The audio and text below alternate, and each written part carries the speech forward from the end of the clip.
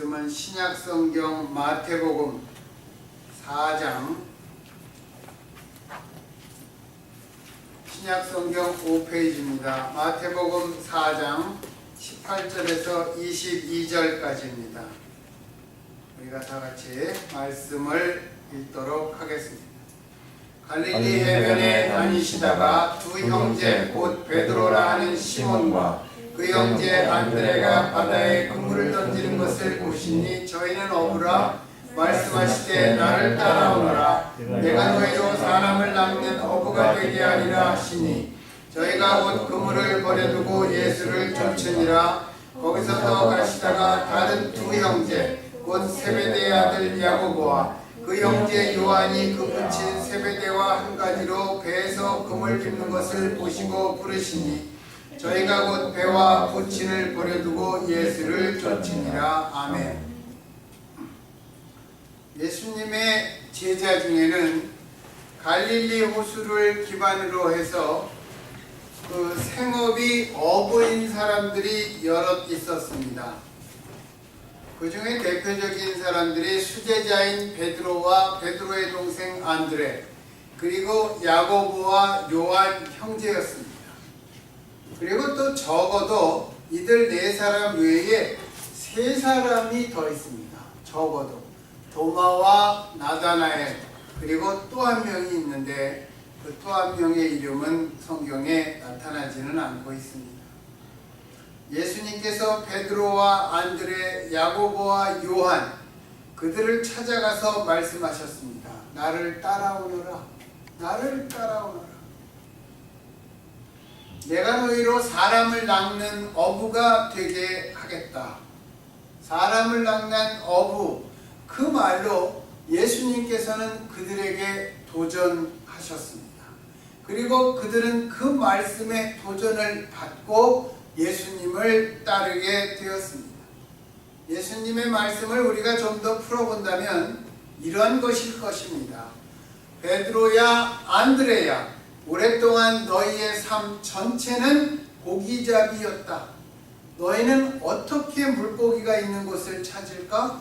어떻게 잡아야 할까? 어떻게 잡아서 팔을까? 너희는 어떻게 더 많은 물고기를 효과적으로 잡을 수 있는 방법들에 대해서 생각했고 노력했고 수고했다. 너희의 지금까지의 관심사는 더 좋은 그물을 사고 더 큰 배를 장만해서 시장에서 더 많은 수입을 올리는 것이었다. 그러나 그것보다 더 중요한 것이 있다. 나는 너희가 내 안에서 새로운 삶을 찾기를 원한다. 그것은 하나님께서 이 세상에서 너희를 통해서 하시고자 하는 일이다. 나는 너희를 그 사역으로 부르고 있는 것이다. 그런 뜻입니다.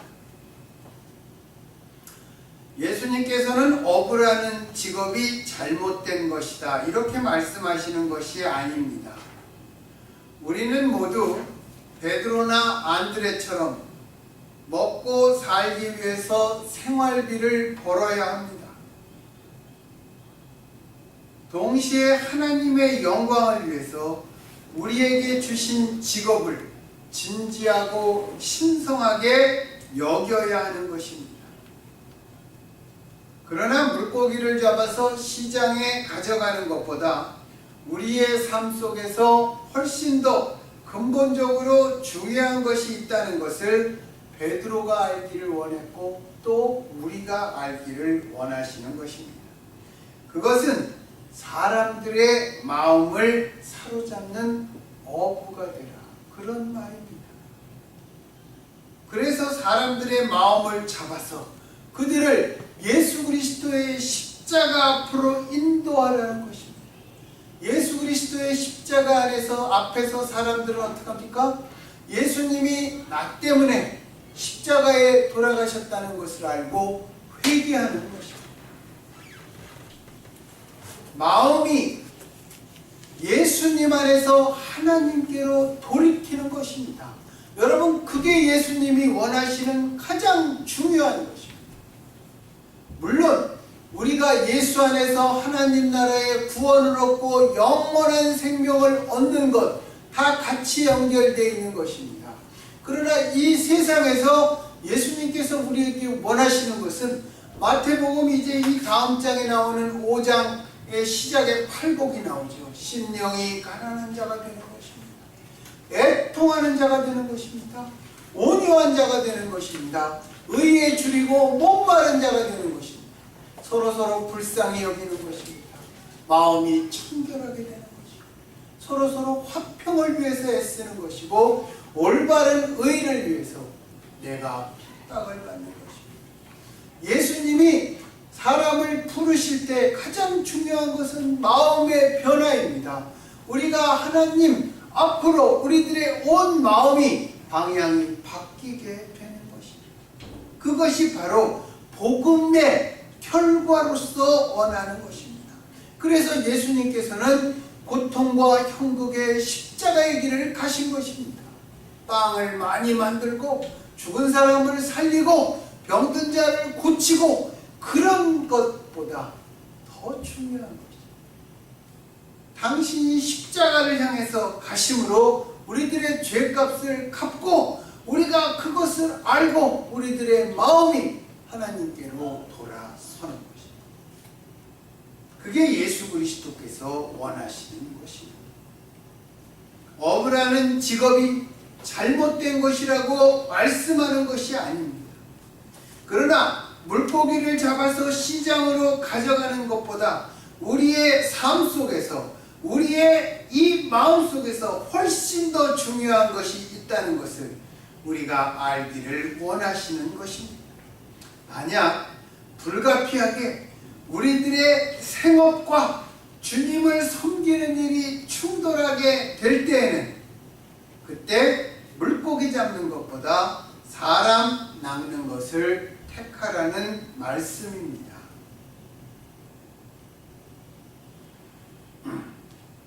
그러나 실제로 자신들의 보금자리를 떠나서 자신이 가지고 있는 직업을 포기하도록 요청받는 경우는 드뭅니다. 주께서는 우리들에게 생활 속에서 생활신앙으로 만나는 사람들에게 예수님께서 나를 변화시켰다. 나의 관심사가 변했다. 내가 예수님 앞에서 사람이 변했다. 그것을 나타내고 보여주면서 그 신앙을 인간관계에서 삶으로 표현하는 것을 원하시는 것입니다.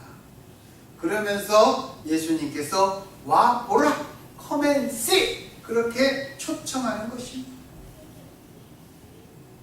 처음 오는 사람들에게는 도전을 주고 자주 만나는 사람들에게는 예수 그리스도의 증인으로서 사람들에게 복음을 전하는 것입니다.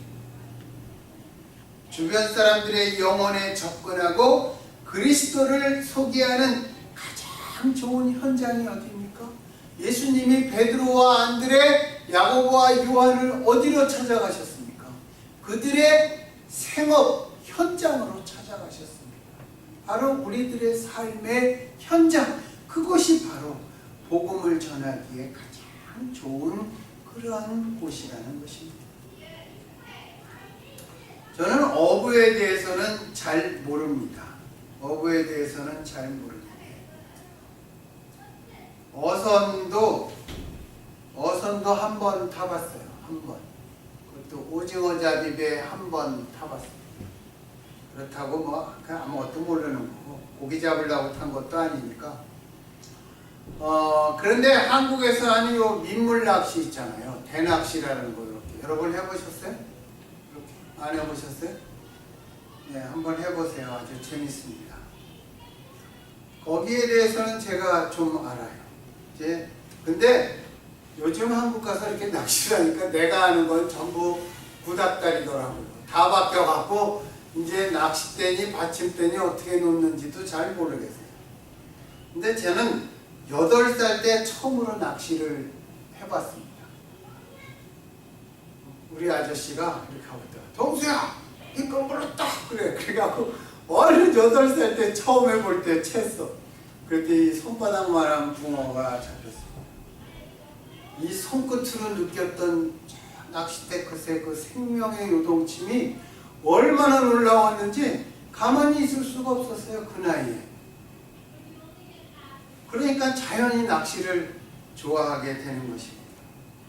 우리가 낚시를 하러 가면 먼저 고기가 있을 만한 곳에 자리를 잡습니다. 고기가 있을 만한 곳은 두 군데인데, 고기가 지나가는 통로가 있고 고기가 서식하는 데가 있어요. 서식하는 데는 일반적으로 수초가 많은 것입니다. 가면 바늘에다가 이렇게 미끼를 달고 그 새벽에 물안개가 이렇게 피어오를 때 이렇게 하고 낚싯대를 탁 던지면 퐁 하는 소리와 함께 이렇게 미끼는 내려가고 찌는 무리에 딱 섭니다. 그러면 나의 온 신경은 찌에 가게 되는 것이죠. 그리고 기다립니다. 그런데 고기란 것은 금방 물지 않아요. 특히 붕어는 굉장히 조심스러운 그러한 물고기라서 입질도 굉장히 조심스럽게 합니다. 인내가 필요합니다. 우리가 이 교회에서 하는 선교나 교육에서도 인내심이 없다면 좋은 결과를 얻기는 어려울 것입니다. 우리가 기다려 줄 알아야 합니다. 여러분, 특별히 우리가 자녀들을 키우잖아요. 자식이 여럿이 되면 그 중에 늦되는 아이가 항상 있어요. 늦되는 아이. 저희 집에도 있습니다. 그런데 그걸 기다려줘요. 기다려줘요. 걔가 어느 시점에 자기의 능력을 발휘하는 그것이 팍 터지면서 나올지 모르는 것입니다. 내가 기준으로 둔 그 시점에 아이가 그 결과를 보이지 않으면 어떡합니까? 우리는 얘는 좀 떨어지나 봐. 그게 탁 박히는 것입니다. 그게 아니에요, 여러분. 저희 조카 중에 고등학교 때까지 정말 공부를 잘 못했어요. 정말. 그 집에 3남매가 있는데 걔가 가운데예요. 그런데 쟤는 아무래도 모자라나 봐. 그랬어요. 그런데 대학교 시험 볼 때 정말 그 재수가 좋아갖고 그 고대를 갔어요. 고대를. 그냥 내가 깡으로 집어넣나 보다. 그런데 붙었어. 거기가 개수가 작은. 그런데 이 아이가 대학교 1학년 2학기서부터 정말 그때 가서 이게 뭐라 그러죠? 튀기 시작해서 그때부터 공부를 굉장히 열심히 했어요. 그 졸업할 때까지 정말 자기네 과에서 계속 그 뭐라 그래 1등을 한 거예요. 예, 그리고 지금 이제 고대에서 일하고 있는데 그런 경우가 있습니다. 그런 어린 나이에 터지는 경우가 있어요. 그런데 커서 그냥 뭐라 그러죠? 범죄라 그러죠? 평범한 사람. 그렇게 돼버리는 경우가 있어요. 김웅용이라고 제가 고등학교 다닐 때 아주 어린 애가 하나 있었는데 그때 그 아이가 어린애 나이로 IQ가 210이래. 210. 그런데 나중에 걔를 찾았는데 걔가 대학교로 떨어졌어. 평범한 대학을 떨어지고 재수하고 있는 거를 이렇게 찍었어. 사진해놨어요. 어릴 때의 천재, 세계에서 머리가 가장 좋다 그랬던 아이가 커서는 이렇게 범죄가 되었다. 언제 터질지 모르는 것입니다. 그래서 기다려줄 줄 알아요. 철이 좀 늦게 나는 경우도 있어요. 자기가 생각하는 것에 대해서 심각하고 생각하면 중요한 것을 먼저 해야 된다. 이것을 깨닫는 나이가 다 다른 것입니다. 기다려줄 줄 알아야 되고 또 동시에 고기를 잡으려면 이렇게 미끼도 봄, 여름, 가을에 따라서 다른 것을 써야 됩니다. 주로 봄에는 지렁이를 써야 돼요.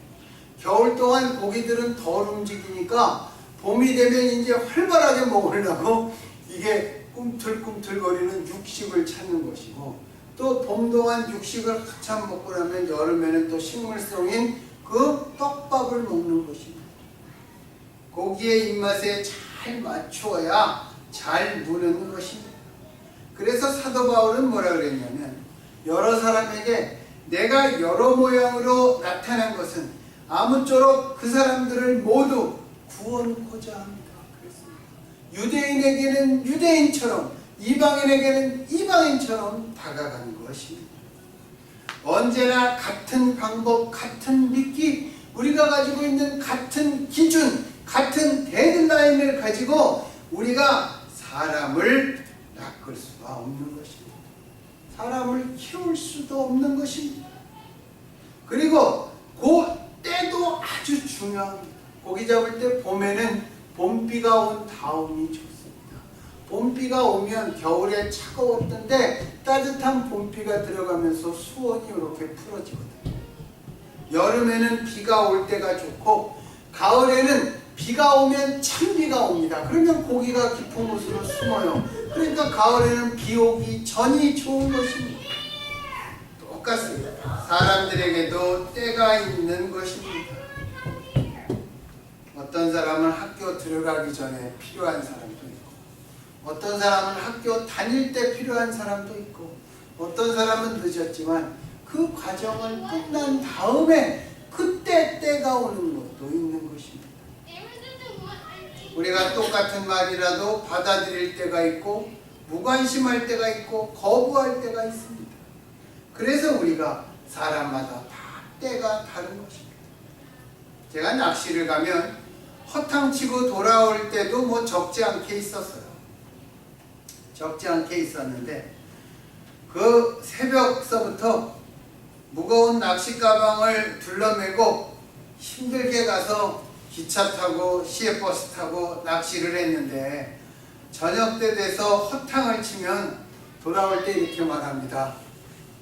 다시는 내가 이 낚시터 안 온다. 내가 오면 성을 간다. 내가 이런 역같은 낚시터. 그러면서 옵니다. 그런데 몇 주만 지나면 다시 가고 싶어요. 다시 가고 싶어요. 못 잡았어요. 한 사람을 만나서 우리가 이것저것 나누고 어떤 때는 퍼주고 돕고 복음을 전했는데 영 아니올시다. 이렇게 나오면 우리가 그런 생각이 듭니다. 아, 이 사람은 아닌가 보다. 하나님이 선택한 사람이 아닌가 보다. 그런 생각이 들어요. 그렇지만 또 다시 찾아가야 하는 것입니다. 여러분 그저 고등학교 때 다 배웠죠. 김영랑의 그 제목도 잊어버렸네. 한 송이의 국화꽃을 피우기 위해 봄부터 수적새는 그렇게 울었나. 여름에는 뭐가 쳤어요? 천둥번개가 친 것입니다.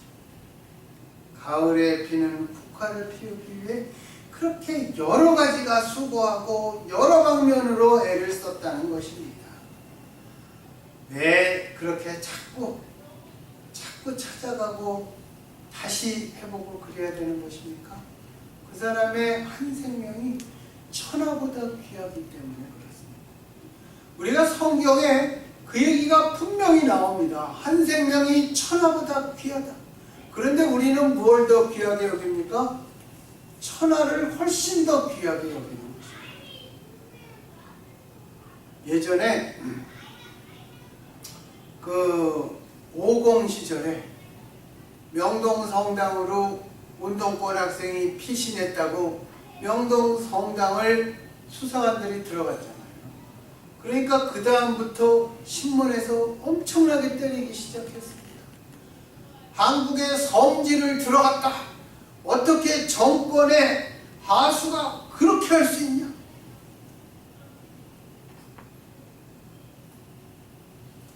명동 성당은 무너져도 좋은 것입니다. 사실은 우리나라에서 제일 큰 예배당을 지금 짓고 있는 사랑의 교회, 거기 예배당 무너져도 되는 것입니다. 그 중에 단 한 사람을 살리기 위해서 그것은 무너져도 좋은 것입니다. 그런데 우리는 그런 예배당이나 건물이 침탈됐을 때 많은 사람들이 들고 일어나서 벌기하고 규탄하지만 한 사람의 생명이 희생당할 때 우리는 그만큼 아파합니까? 우리는 그렇게 하지 않아요. 우리 교회가 나중에 예배당을 우리 때나 아니면 다음 때라도 예배당을 짓게 될 때에 우리가 예배당을 지을 때 거기다가 분명히 그렇게 써야 될 것입니다. 한 생명을 위해서 이 예배당은 부서져도 좋다. 분명히 성경이 그렇게 써요.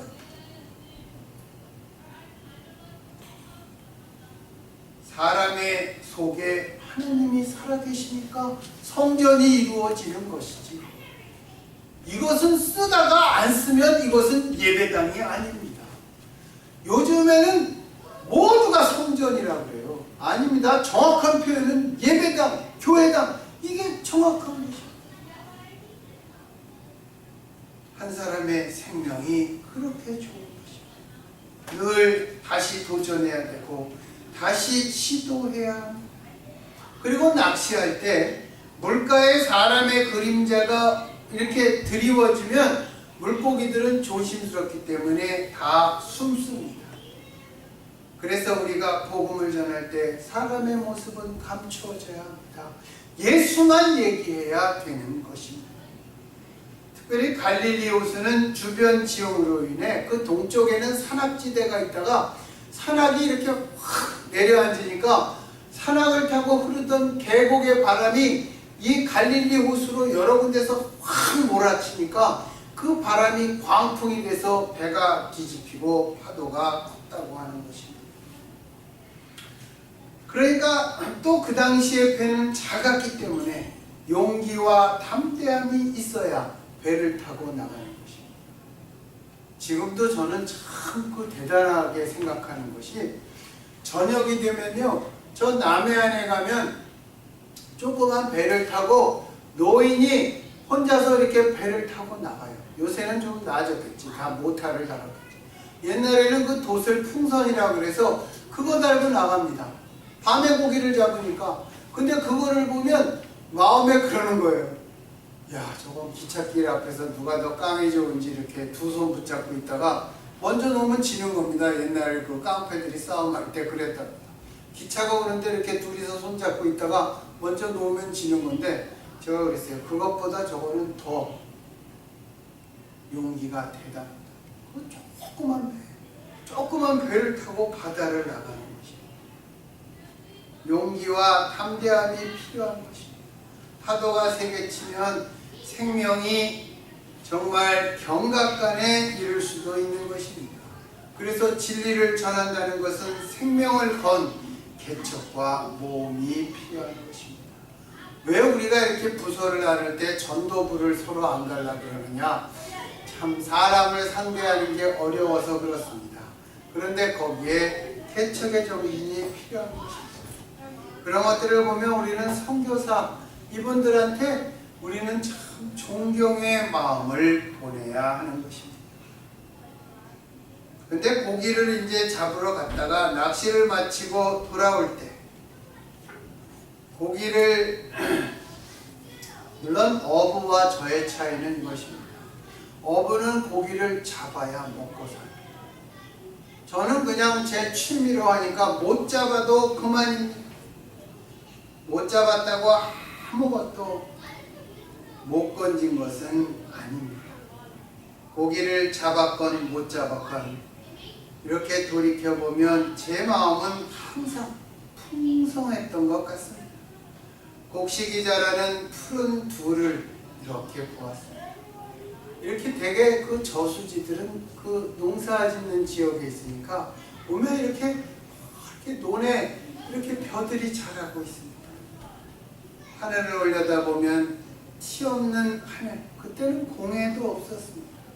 공해 없는 티 없는 하늘을 보았고 저 멀리 산들이 정말 말없는 청산을 보았습니다. 가슴이 탁 트이는 호수를 보았습니다. 이 모든 것이 제 마음의 아름다움으로 채워졌습니다. 청산은 말없이 살라 하고 창공은 티 없이 살라 한다. 그런 시가 있잖아요. 탐욕도 벗어놓고 성냄도 벗어놓고 그렇게 살라고 말하는 것 같았습니다. 그래서 늘 하는 말이 있습니다. 잡으면 좋고 안 잡으면 더욱 좋다. 예전에 저희가 교회를 처음 하고 나서 그때는 노방전도를 몇 번 나갔습니다. 사람을 낚으러 나간 것입니다. 거기 노방전도 나가서 한 사람도 전도하지 못했습니다. 예, 노방전도 나가면 특별히 노방전도 나온 사람들을 좀 우습게 보는 사람들이 이렇게 말합니다. 우리도 교회 다녀요. 딱 이렇게. 정말 다니는지 안 다니는지 모르지만 그렇게 얘기합니다. 그냥 무시당하는 거죠. 그리고 그렇게 말할 때는 우리는 이렇게 노방전도 같은 거 안 해도 우리 교회는 좋은 교회라서 사람들이 온다. 너희들은 노방전도 안 하면 교회가 못 사냐. 그런 의미가 들어있습니다.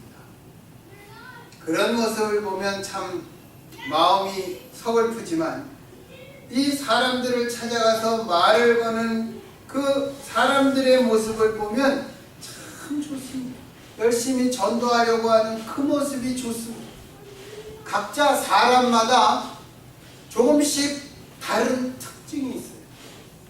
우리가 여기에서 보면 저 사람은 좀 아닌 것 같다 이렇게 얘기하잖아요. 밖에 나가서 이렇게 노방전도 하게 해보세요. 달라요. 다 합니다. 다 하고 다 하는 방식이 달라요. 이것저것으로 흩어져서 하는데 찾아오는 사람들을 몰에서 기다렸고 말을 건넵니다. 앞으로 그 중에 우리 때문이 아니라도 예수님을 영접할 사람들도 있었을 것입니다. 앞으로 또 우리가 만나야 할 사람들도 많다는 것을 노방전도 나가서 알았어요. 우리가 많은 사람을 만나야 하는 것. 예배당 안에서는 그런 생각 갖기가 어렵습니다. 그렇게 애쓰는 것을 볼 때 정말 주의 은혜가 충만한 것을 알 수 있습니다. 기쁨이 있습니다. 그리고 예수님의 마음을 조금은 알 것 같았습니다. 그리고 난 다음에 그 후에 복음을 전하는 사람들이 저희들은 여기 한국 식품점을 가니까 거기에 나올 때 여름에 이렇게 서서 이렇게 논아주는 사람 있잖아요. 제가 들어가면서 보면 나올 때 이렇게 물을 이렇게 한 병씩, 저는 그거 절대로 안 삽니다. 비싸니까. 근데 그거 사갖고 나올 때 시원한 걸 이렇게 하나씩 주고 몇 번 그랬습니다. 심지어 집으로 찾아오는 여호와의 증인에게도 시원한 물을 받아서 한 컵씩 줍니다. 여름에 덥잖아요. 근데 여호와의 증인한테 제가 좀 소문이 난 것 같더라고요. 이 집에 가면 친절하게 대해주시고 그런다고 얘기합니다. 그걸 해봐야 예수님의 마음을 우리가 알게 됩니다. 학교에서, 예배당 안에서 그것은 한계가 있는 것입니다. 여러분, 예수님 마음을 알고 싶으면 해보세요. 우리가 다 같이 하던가. 그런데 사람 낚는 어부가 되기 위해서 먼저 해야 할 일이 있습니다. 첫 번째가 예수님과 나의 관계입니다. 아담의 두 아들 가인과 아벨이 하나님 앞에 제사를 드렸습니다. 제가 한동안 고민하던 것이 왜 하나님은 가인의 제사를 안 받으셨을까? 가인의 제사를 받으셨으면 가인이 아벨을 죽이는 것을 막으실 수 있었을 건데 왜 하나님이 이슬람을 받아주시지 않으셨을까? 이슬람을 받아주셨으면 나이노너는 안 터졌을 거 아닙니까? 그런데 하나님은 아벨이 죽임을 당할 것을 아시면서도 가인의 제사를